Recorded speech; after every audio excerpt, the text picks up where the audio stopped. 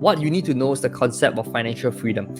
Financial freedom basically means that your perpetual income or your residual income or your passive income is greater than your personal expenses. Strategies, mindset, anything that's going to help us to increase the income of our business. The first step is always to set a goal, right? So the big question is this: how much do you want to make a month with your side business? Okay, I'm very sure that all of you guys are taking this as a side business, right? Unless you are full-timing this thing, okay, which is common as well, right? But majority of us, when we first start an online business, is usually a side hustle, right? So the big question is this: how much do you want to make a month with your side income? You need to know what is what is the big number that you want to achieve. Is it $5,000 a month? Is it $3,000 a month? Is it $10,000 a month or beyond, right? And how you're going to get to that answer is by simply asking yourself a few critical questions, okay? So I'm going to show you guys the questions to ask, right? Now, ask yourself, how much expenses do I spend in a month, right? So some questions for you to reevaluate how much you need for yourself, right? First question: how much expenses do I spend in a month? Okay, if you are spending like maybe $2,000 a month, then you are going to need at least $2,000 a month in income to replace that expense. Does it make sense? Okay, now that's the first question to ask, right? How much expenses are you spending a month? The next question to ask is, what is a comfortable amount for you to quit a job? Okay, is it $5,000? $7,000, right? What is the comfortable amount for you to quit your job? Now, guys, do not mix up these two. The first one is a necessity. The first one is, how much expense do I need to spend, right? How much expense do I spend? That's a necessity. Okay, you must spend this because you need to survive, right? The second question here is, what is a comfortable amount? The word is comfortable. Okay, so ask yourself, what is your comfortable amount for you to quit your job? All right, or for you to retire, whatever it is. This is comfortable. So this is a want, right? So the first question here is a need. The second question here is a want, right? So then you can move on to the third question and says, what are the unnecessary expenses that I can reduce, okay, and still be happy? All right, so the third question takes it to another level to ask yourself, what is it that you can reduce in terms of expenses and you can still be happy? And with that, you will know exactly how much you need a month, right? I hope that's making sense, guys. If it's making sense, please give it a thumbs up, click the like button, click on the love heart button, right? Show us some love, okay? So what you need to know is the concept of financial freedom. Financial freedom basically means that your perpetual income or your residual income or your passive income is greater than your personal expenses, okay? If your side business is generating you more income than your personal expenses, then do you think you can quit your job? Yes, you can, right? Because in fact, you are replacing, right, the income that you're using for your job. Okay, you are replacing that, right, to pay off your expenses. Okay, so as long as you can get there, right? So then the question is, how much do you really need a month, okay, for you to survive, right? And then so that becomes the golden number. That becomes how you set your numeric number. That becomes your goal. Does it make sense? Okay, so that's the golden question. Ask yourself, how much do I need to spend in a month? Now, after you know this big number, okay? So, this big number is something that you got to put in your head. It's going to be your subconscious, right? Every day in the morning when you wake up, make it an affirmation to yourself. Say to yourself, right, I'm going to achieve $5,000 a month, right, this year, okay? Make that a resolution for 2021, right? So, the whole reason for that is for you to understand how much you need to survive and then work towards that number of a side business so that you can replace your job. Does it make sense? And even if you don't replace your job with that income, it's perfectly fine, right? You have two sources of income, then your active job plus your side hustle. Okay, so I hope you guys are with me on this. Now we move on to the next step, right? Now the next step is for you to understand the business and to work your numbers backwards.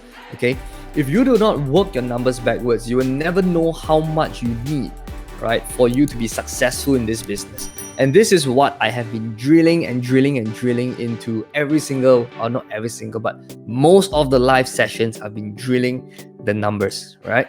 So guys, some of you guys might have seen this, some of you guys might have not seen this. A list growing journey goes like this, right? Your investment in ads, okay?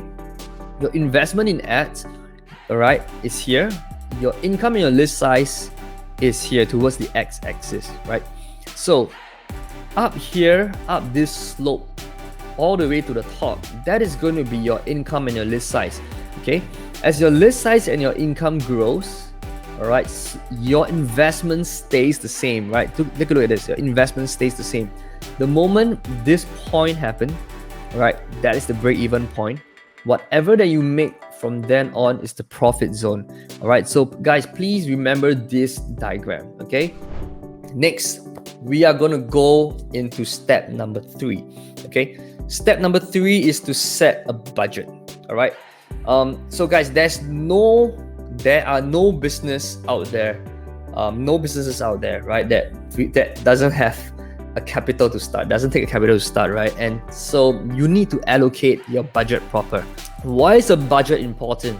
A budget is important because if you don't set a budget, if you don't allocate a sum of money for your business, you will never get a business started, right? You will never get up and running because you didn't allocate like a predictable amount of money, or you didn't allocate money for your business, and this amount of money is set aside. From setting a budget, you need to allocate a certain amount of income for traffic. Okay guys, it has to be a certain percentage of your income, right? Why am I saying this is because guys, once your income comes in, right, this income is from your active job. When your income comes in, and if you're not allocating any money for your business is not going to magically grow. All right, so you got to know, right, how much are you willing to set aside to invest into traffic, to invest into a side business that is eventually going to replace your job, right? So, you know, if you're not setting that aside, and if you're not seeing that you know, this can potentially replace my job, you are never going to ever set money aside for your business. Okay, so guys, you first have to understand that this business can replace your job. Have that trust, have that faith, have that belief, then set aside a certain amount of money every single month, right? And be disciplined about it. Step 4 is to execute and to track. Okay, now you need to then allocate time for it, right? So execute means basically just taking action, and you got to track, because you don't take action blindly, right? You don't just say, okay man, I'm going to take action right now, and what's next? Okay, you got to know what's next. The first one is, of course, to take massive action, right? Once you have taken massive action, you gotta think big. You gotta know that you gotta play it big, right? So if you want to play it big, then you gotta take massive action and know that, you know, if I don't play big, I can never achieve my goals. And the next one is to start running traffic. Okay, once you start running traffic, you're going to get feedback. What do I mean by feedbacks? Okay, feedbacks are the numbers that's going to tell you a story, and then you got to track your numbers, right? You got to know basically what to track.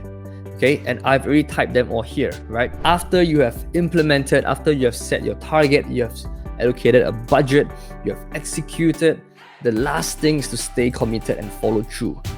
Stay committed and follow through. And in order for you to stay committed and follow through, you need to understand that this is not a get-rich-quick scheme. So if you have invested the first round of ads, and if you're not making sales, you can't say that this is not working. Why? Because like we all know, you're acquiring leads, you're getting an asset. If you are going to expect that, oh, I'm going to get sales every single time, then you know, it's as good as going to a casino, right? And it's like it is gambling, isn't it? Right? It's like, you know, trying to find something that's guaranteed to work. This business takes time, patience, consistency, and grit to build. All right. So guys, you need to follow through and be committed to this business. That's how you succeed, right? And it takes a lot of patience, right? It takes a lot of patience, a lot of positivity, time, and consistency. You gotta consistently invest. If you stop investing, that's it. So guys, the only way for you to fail in this business, legitimately or literally the only way to fail is to stop. Does it make sense? If you are getting leads every single time when you buy ads, if you're getting leads, one of these days you're going to break even. The leads are going to pay for itself, right? But if you stop your investment in ads and you say, you know what, this, I'm done, right? And maybe you are like on your 5th month through and you're like, what, I'm done. Then you have lost everything. You have lost all the money that you have acquired, that you have spent to acquire leads. Okay, so the only way for you to fail is to stop. So the key here is, guys, you have to be consistent, be committed, follow through, and you will never fail in this business.